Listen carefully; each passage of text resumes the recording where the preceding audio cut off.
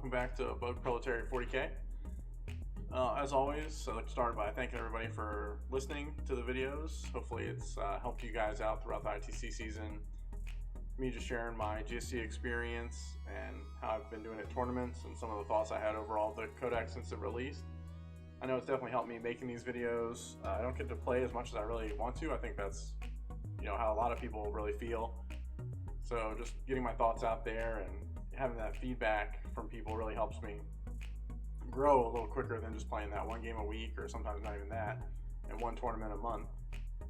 This video is going to be focused around my most recent tournament that I played in yesterday, a small RTT of just 10 people, by far the smallest event I played in this year. I think the last RTT I played back in February had 48 people in it, and then I played in a major with just over 100 people last month. So this is my third event of the year, and just so happened there's in the surrounding areas, surrounding stores, there were already GTs happening, and this one kind of got planned last minute, so figured I'd go and try out, see how everything was after the new Balance data patch, and see how Armor and Contempt really was, because like 8 of the armies were either Marines or Sisters or Grey Knights. So first we're going to go over and take a look at the list I took. And as you can see, it's a Twisted Helix battalion. I posted this up on the Facebook group. Usually when I have a tournament, I'll post up what I'm taking, and in between rounds, I'll post who I played and kind of how it went, just to get that feedback. People out there can look at it, and some guy asked me what secondaries I took, and some people asked kind of what my plan was, so I figured I'd record it all into a video. So as you can see, my Twisted Helix battalion, I really think Twisted Helix is a really good way to go. That, or like an industrial affinity list, which I know one player won an RTT over the weekend. That was also over on the Facebook page, with like 60 acolytes and guns, which is awesome. I didn't think those mining weapons would be as good now with the new minus AP on Marines or power armor, but he definitely made it work, so it's awesome to see. Twisted Helix was my response to the Armor Contempt, because the Gene Stealers all are strength 5 and still AP 3 and just faster and a little tougher with the mini transhuman. I started out with that Patriarch with the Bioalchemist and the Elixir of the Prime Specimen, so he's getting flat 3 damage attacks, and he's getting a 5-up Feeling of Pain and exploding 6s to hit. He was just a beast throughout my games, and I'll cover each of my games separately, but he was awesome. I definitely, if you take Twisted Helix, this is the Patriarch you should have in your army. Followed up by a Magus. I always want 2 casters, because the Psychic secondaries are huge as a third secondary for me. Psychic Interrogation is always huge, and I took it in 2 of my games. And the Unwilling Orb is the next relic I always slot in all my lists, especially now with Tyranids out there with their powers, and Eldar. Being able to deny anywhere on the board is so amazing, and getting the +1 to Witchfires is still really good with the Mental Onslaught and Smite if you cast that as well. I took an Exos as my flex character. I had a Primus in the list, but he doesn't really do a whole lot in this list, other than he can give reroll once to hit, but it's kind of hard to get him where he is. Nexos is a little cheaper and saved me like 30 points. I found putting a Crossfire token on whatever I needed in the command phase was clutch every single one of my games. I have some shooting in the list to proc Crossfire, but I don't always want to shoot the thing that I want to make fight last, or not Overwatch, or not heroic. And it's always just that 50-point tax of me picking and knowing that, alright, I know I can make this unit fight last. I can plan for that for my turn. I know I can make, if I'm playing Space Wolves, for example, whoever I pick, they're not heroic in this turn as long as I have a CP and that Nexus is still alive. Just the Cranial Inlay, obviously there's no buffs in this list for it to do for twice with pushing off the auras, but there is the 5-up CP farm, and that was okay, I guess. I'm 50-50 if I take that again on the Nexus, just to save a relic slot. So then I'm going into my troops. I took just 2 barebones 10-man Neophyte squads to hold back objectives and to go back up in a reserve and come down and get R&D at the last turn. They literally just soaked up mortal wounds, sat on my backfield objectives, piled onto objectives to provide OBSEC. I just find 10 bodies is sometimes a little better than the 5 acolytes. Coming up, speaking of acolytes, I have 3x5 acolytes, one of them having lying in wait. And these are just my units that are going to be doing my R&Ds, any actions that I need done. The one lying in wait one, the reason there's 3 and not 2 for things like R&D, the one lying in wait one is there to purely steal a primary objective that my opponent leaves some space within 3 inches. An OBSEC unit can come down. If I need to, if there's a character on it, maybe pop that crossfire token on them from the Nexus, make sure they can't heroically intervene, and I've just stolen the objective. That happened in all my games, actually. I've knocked my opponent down to a 4 instead of an 8 with that lying in wait Acolyte squad. If your opponent's played GSC before, it's a lot harder to pull off, but you know, a lot of people, GSC is not common, definitely not my meta, probably not in a lot. So that first game you play against somebody, you can always tell your opponent before the game, hey, I won this unit. The first time they come in, they can come in 3 inches away. That doesn't always translate to them knowing, like, I need to really block out my objectives. My last troop's going to be the 10-man Acolyte squad with 4 drills. They just sit behind a rune on the table in most of my games and countercharge things with the advancing charge strat or power if I don't get the power off. The drills actually are really, really good. Twisted Helix obviously doesn't really help them with the strength buff, but getting the +1 attack sometimes from Might from Beyond or the exploding 6s really was amazing, just to get more attacks through that auto wound basically. 10 Aberrants I kept in the list from before to see how they perform. They're still extremely tough even without being in Bladed Cog. Having the 5-up Feeling of Pain, which they get every game first turn from the Biophagus. They just piled on the middle objective and slugged it out with stuff. Some games are a little more effective than the others, but I'll go over those when we talk about the games. 15 Metamorphs in the list get the exploding 6s to hit from the Biophagus pregame, and then they also had the 3d6 charge, which I forgot to put in there, which they actually were not. I wasn't a big fan of this unit. I just feel like I could put 15 Acolytes with 6 drills doing the same thing and it'd be a lot more effective in the punch. And then it's actually an OBSEC unit that's going to be charging onto my opponent's objectives as opposed to the Metamorphs who are not OBSEC. And while they do a ton of damage, maybe it doesn't kill everything in the game that you think it would, like 9 Tyranid Warriors, for example. The Biophagus with the Familiar and Alchemist Supreme, he's there to give the exploding 6s to hit to the Metamorphs pregame, as well as turn 1 to give the Aberrants exploding 6s to hit, and then he's a little slot machine after that, trying to give the 10-man Acolyte with drills exploding 6s to hit, or maybe some 5-up Fiona Pains around in my army. The real heavy hitting part of the list is 30 Gene Sealers, one of them pre-game or pre-moving after they pop out of the blip 9 inches. Twisted Helix Gene Sealers are still amazing. They do not care about Armor of Contempt.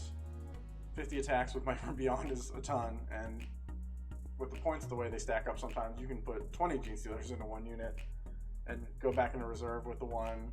If you've killed the unit, you're charging with both. They just do so much with all those attacks. In my fast attack slot, we have the 2 units of 4 Jackals with a demo charge.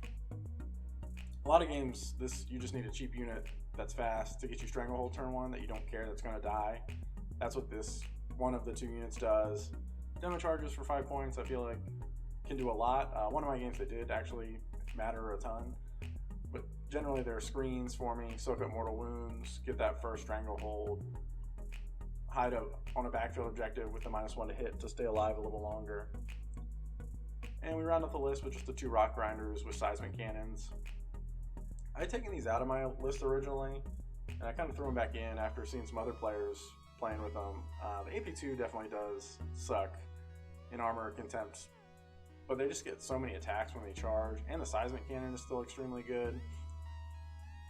They definitely were not MVPs throughout the tournament. They helped a lot in the list, which I'll say what they did during the games. They're definitely staying in the list.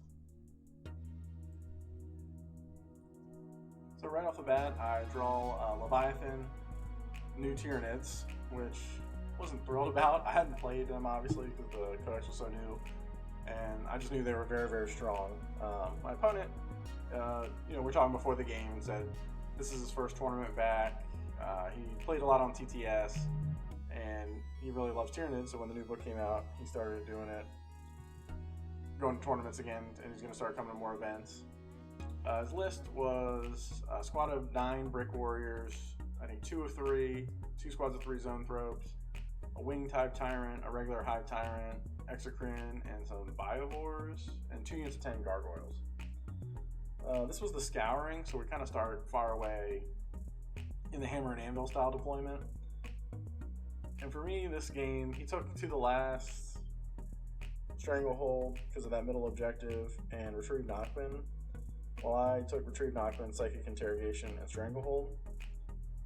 I knew this was just going to be a big fight in the center, and whoever holds that center objective obviously is getting the Stranglehold, and I felt we could trade maybe in the middle. He definitely was going to put those 9 Tyranid Warriors directly in the center objective, and they were one of his to the last.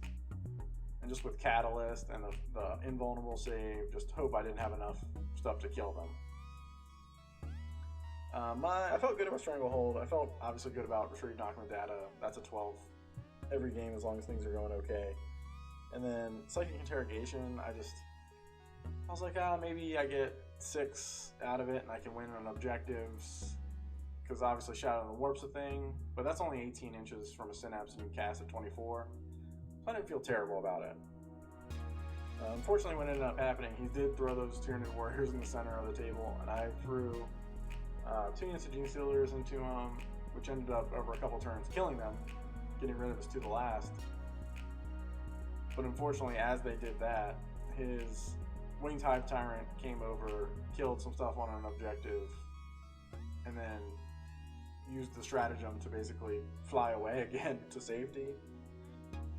He did that, I think, 2 turns during the game, and it really hurts not being able to respond to that Hive Tyrant with any type of shooting. Other armies that had more shooting could probably have gotten through it, but unfortunately I just had no way to interact as he ran away so far away with the Hive Tyrant. So he ended up just getting more objectives than me and clearing me off objectives. I think I was tabled by turn 5, and he had a lot missing, but unfortunately he hit me hard with the Warrior, and he actually had a Carnifex too, which just hung out with the Aberrants all game, slap fighting. But his second wave, after his Warriors were dead, I did clear him off some objectives in turn 3, was those 6 Zoanthropes. And just those mortal wounds coming out from those 2 units is brutal. Once, actually, his Hive Tyrant managed to kill my Magus on the objective coming in, and losing that 5-up aura of 5-up Feel No Pain for the Magus, my unit just melted to the mortal wounds. There wasn't anything I could do about it, unfortunately. So I ended up dropping this one, 84. His Tyranids scored to my 52, unfortunately.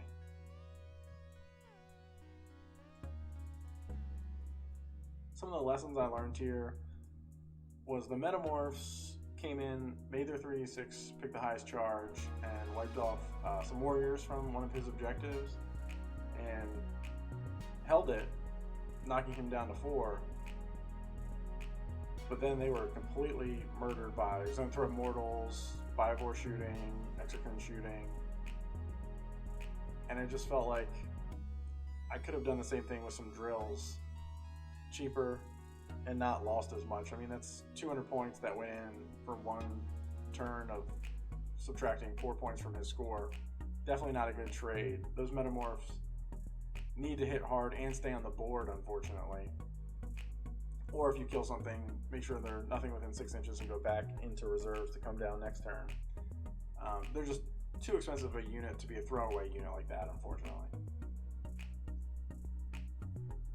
My next game I paired into Blood Angels for round 2. This player was doing 21 Sanguinary Garden 3 units, Dante, Sanguinary Priest, the Chaplain, 2 units of 5 of the Death Company, and then some Space Marine troops to score his objectives, and a Land Speeder. The obligatory Space Marine Land Speeder to score you Oath on turn 1 or to get you some engage or whatever you're going to do with that cheaper unit. He ended up, the mission was recover the relics, which is the 3 objectives, Hammer and Anvil style, no objective in the center, and the 2 outside objectives of deployment zones are still close to the deployment zones. And unfortunately, I think he just made a mistake in his secondary selections here. knowing that he wanted to come fight me on my objectives with the Sanguinary Guard and Death Company, he took Stranglehold, and he also took Oath a Moment and Raise Banners, which probably felt safe to him, because all of those jump packs are obviously, in his mind, coming over to my side of the table, and we're going to fight on my side of the table while he scores banners, knocks me off objectives, and leaves, you know, some token unit in the middle to just not score, basically, or to score Oath, basically. So I took Retrieve Knockman Data, Psychic Interrogation, because if his characters don't want to come over within Psychic range, that's totally fine with me, and he had no denies in his list. And then I also took Brute Swarm. So this is a good example of a game where Brute Swarm is a better pick, because you're not going to really take Stranglehold in this. It's just a mistake to take Stranglehold on most 6 objective missions, when Brute Swarm is such a strong secondary for your as an option, especially into a Space Marine army with much less models. I actually ended up getting first turn, and I used that first turn to, he had put some infiltrators directly in the center of the table, hoping I wouldn't trade anything out there to get rid of his Oath points. But I actually threw out both Rock Grinders to shoot them off the center objective and stay out there blocking the center of the table. So he responded in his turn with setting up some Sanguinary Guard and killing just one of the Rock Grinders with a unit of Sanguinary Guard, and being pretty defensive with the rest of his army staying in his deployment zone and raising banners. But then this just lets me take all 30 of my Gene Stealers, advance and charge my Aberrants with a Psychic Power into the center, even take my Acolytes advancing and charging with a Strat. I put my entire army in the center of the table, overwhelm that one unit of Sanguinary Guard, turn 2 brought in my Metamorphs to make a charge into other stuff in the back, and while yes they just die, they don't all die, so he can't advance up the board with his other units on turn 2. My entire army basically now sits in my turn 2, or in my turn 3, I'm sorry, in my turn 2 I moved out, like, oh look, it's right there, that was like perfect timing. Moves out to the center of the board, and in my turn 3, I can now just push all of my things in his deployment zone. It's 20 Gene Stealers at this point, still all 10 Aberrants, still the drills. At this point, even he has nothing in reserve. I can move up my Neophyte squads advancing to go take some of his objectives in turns 4 and 5, and just leave characters like the Nexos and the Biophagus in my backfield. So all his banners get pulled down. He's not scoring Stranglehold the entire game because we're now fighting on his side of the table, and he's never going to make it to my side of the table. He kills a lot because of Sanguinary Guard's guns and their attacks, and they have a decent save, so they survive quite a while. The Aberrants don't do too much until they get the Might from Beyond for extra attacks, but unfortunately it's just so many attacks from the Gene Stealers, and a lot of times I can put 2 units into his 1 unit of Sanguinary Guard, and he just can't play that game on the back foot, obviously. It ends up being 89 to 69. He gets a good 14 from Oath, because Oath is ridiculous. Even scoring 1 point on 2 turns, just killing vehicles. The Rock Grinders get some points, and you know he's fighting in the center for some of the game, so he's getting the max 4 and never turns around. Just by playing the game, you're going to get a good Oath score. He scores no Stranglehold points because he just never comes to my side of the table. And then he manages 7 from Raise Banners because he had some up at the end of it. He was finally, with his last Sanguinary Guard unit, pushing me off his objectives at the end of the game. Where I got 10 for Brute Swarm, which is kind of the minimum for Brute Swarm. I didn't really have anything back in his deployment zone more than him, because in a typical game we probably fight in the middle, but I had pushed so hard, I mean this is not a bad thing, that we were fighting in his deployment zone, so I just never had more models in his deployment zone than he did. 12 for Retrieve Knockman Data, which is no surprise, and 12 for Psychic Interrogation. We kind of joked throughout the game that I was taking advantage of poor Dante's old addled mind, getting all of his secrets, as he died, right before he died to a bunch of Gene Stealer attacks. So going into my last round, 1-1, 2-1, I'm always happy with an RTT, and I'm just going to try and win this next game and see who I get. My other teammate there was playing Space Wolves, and he was also 1-1. We were really hoping we would play, but it just didn't work out. Round 3, I paired into a newer Grey Knights player. He's playing 4 of the Dread Knights, 15 of the troops, 10 paladins, and I believe, a librarian with the psychic mortal wound bomb, and Drago. This mission was secure missing artifacts, the diagonal deployment. We do player play, so moving the objectives literally felt like it did not matter at all. So we were just playing 5 objectives, coming at each other from diagonals on the table. For this one, I took Brute Swarm again. He just does not have enough models to stop me from scoring Brute Swarm unless he kills me really, really fast. Retrieve Knockman data. And I just took, for my third one, I didn't think a Psychic Secondary was going to work for this one, because he can deny obviously with every unit, and he gets +1 to deny. I'm definitely going to have to at least fight those Dread Knights. I mean, if he wants to not play a game with the Dread Knights, I can win without scoring Bring It Down, which is my third secondary. But obviously that's not what's going to happen. He took Purifying Ritual, Grind Down, which obviously he's going to score something on that. And he took Stranglehold because of the objective in the center. He's probably planning to just teleport his paladins right in the center and exist there for as long as possible. What followed was some of the worst 40k luck I think I've ever seen, and it was just me and my opponent were laughing about it. The Unwilling Orb, this, if it never denies another power in my 40k career, I would say this is the game it paid for it. My opponent didn't cast Purifying Ritual. Oh, he cast it once. He didn't cast it more than once until turn. He never cast it more than once, according to the score that I have. He scored 1 point each turn from it. He cast Gate of Infinity, or Gate, however they teleport, the first time in turn 3. So he didn't get Stranglehold because he couldn't move on to the middle objective until turn 3, just from moving 5 inches with the paladins and charging. And that means the first 2 turns, he also wasn't killing units. He killed 1 or 2 units, but he ran Dread Knight over with the Librarian, teleporting down turn 2 to kill a couple units, but then I just killed them in turn, so he was getting no grind points. When he finally started casting the powers that statistically he probably thinks he's casting the whole time, we play a good game. We trade in the center. He puts the 10 paladins in the center, and at that point, my Patriarch, 10 Aberrants, and both Rock Grinders, just 1 Rock Grinder actually, I think he had shot in 1 and killed it. Charging killed all 10 paladins in a go. The Patriarch is just a monster, with exploding 6s, hitting on 2s, rerolling wounds, and flat 3 damage. Armor Contempt means basically nothing to him. He is picking up paladins left and right.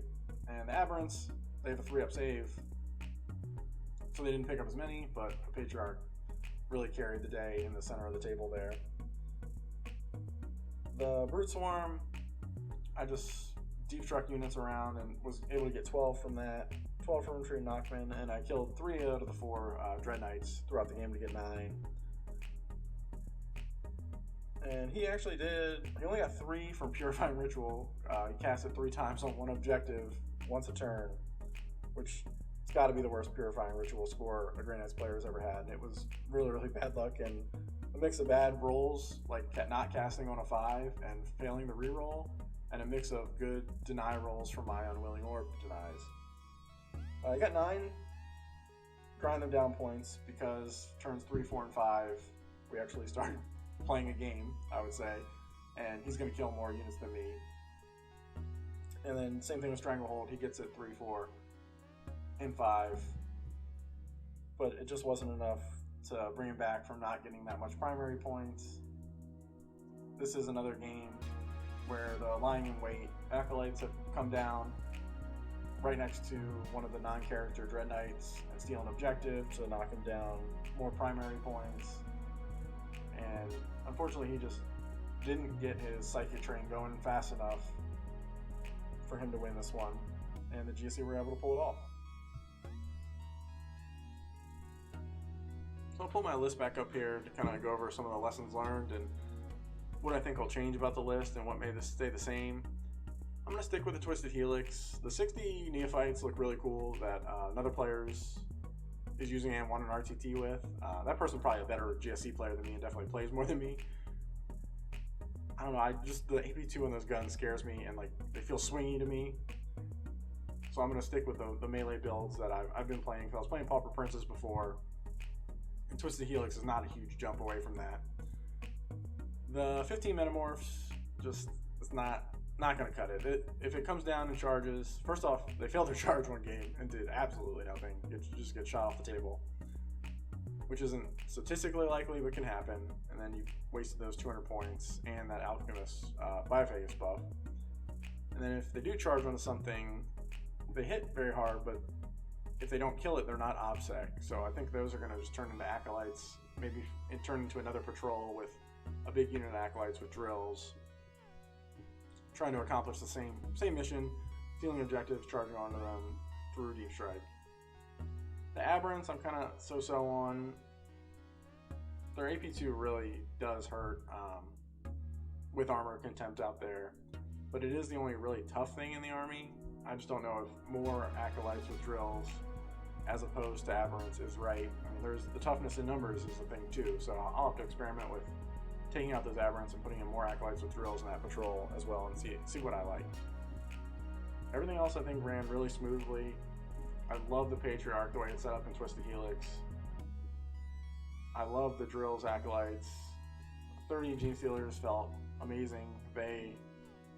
With the 4-up invuln, they're always slightly tougher than my opponents think that they are to get rid of, because it's a 50-50 shot if you're going to kill one or not. It doesn't matter how much damage you're putting at them. You can't wound them on 2s because of Twisted Helix, and there's 30 of them. And you better deal with them because they're real fast. The Rock Grinders I loved as well, because they're so fast. You can advance and charge one with the Psychic Power. You can auto-advance at 6 with the Strat and still do that. The Seismic Cannons are really good at putting Crossfire down and a little chip damage on stuff. So they'll definitely stay in. The biggest change to Metamorphs definitely coming out for some more Acolytes with drills. And we'll see on the Aberrants, basically. So that's basically all I have for this video. Hopefully you guys learned something just from me going over it. I know it definitely helps me to talk about it. I'll be covering more GSC stuff in the future. So if you want to hear more, please subscribe to the channel, and I appreciate you listening. My next event is going to be the Maryland Open, June 18th and 19th now. It was a 3-day super major, but they just weren't getting the signups that they thought they were going to. So they knocked it down to just a major, 6 rounds over the 2 days. That should be really interesting to see, how over 6 games, how well can the GSC perform. Hopefully there's other GSC players there, so I'm not the only one. I think I'm the only one. I've been the only one the whole time that I've been playing in this year, in my meta at least. So hopefully some others come out, and we'll see if they bring different lists and see how they do and compare them against each other. So thanks for listening, everybody. I'll put out another video next week. We'll figure out what it's going to be on, and we'll see you next time.